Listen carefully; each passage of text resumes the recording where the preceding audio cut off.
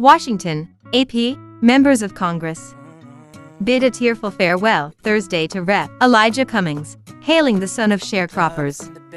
As a master of the House as the Maryland Democrat, became the first African-American lawmaker to lie in state in the U.S. Capitol.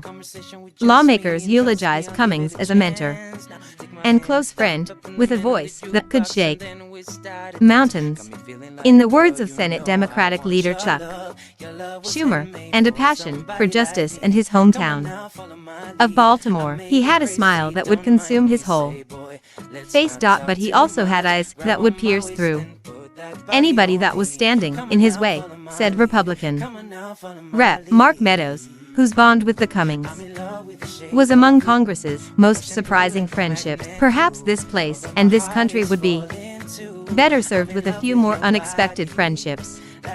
Meadows added, growing emotional. I know I've been blessed by one. Cummings' death at 68 on October 17 stunned and saddened many on Capitol Hill accustomed to seeing him with the gavel as chairman of the House Oversight and Reform Committee, or zipping by on his scooter between votes. On Thursday, his casket rested in National Statuary Hall for the service and was later moved to a passage directly in front of the House chamber, where he served for 23 years.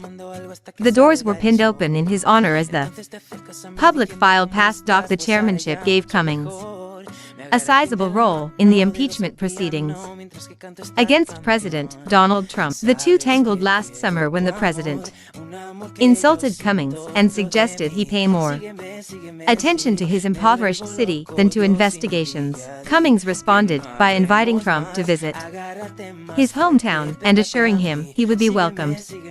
Cummings never left Baltimore, friends and family recalled Thursday, even as he tended to official duties in Washington. Another child of Baltimore, House Speaker Nancy Pelosi, D. California, remembered the man she's called Sweet Elijah, and said Cummings had been the North Star for the Democrats. He served alongside Elijah, was truly a master of the House.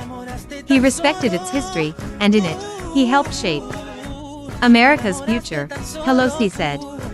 He was also the mentor of the House, she told the friends and loved ones assembled among the statues in the gilded, semicircular room. Last year, when leaders assigned members to committees, Cummings said, "Give me as many freshmen as you can. I love their potential and I want to help them realize it."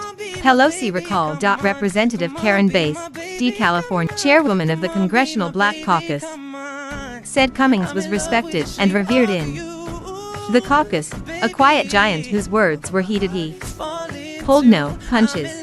He was authentic to the core and a champion of our democracy, Bass said. Later in the services, the Morgan State University choir sang, "If I Can Help Somebody" from the balcony overhead. Senate Majority Leader Mitch McConnell, RKY, recalled Cummings' efforts to calm his native Baltimore amid violent 2015 protests following the death of a black man, Freddie Gray, in police custody.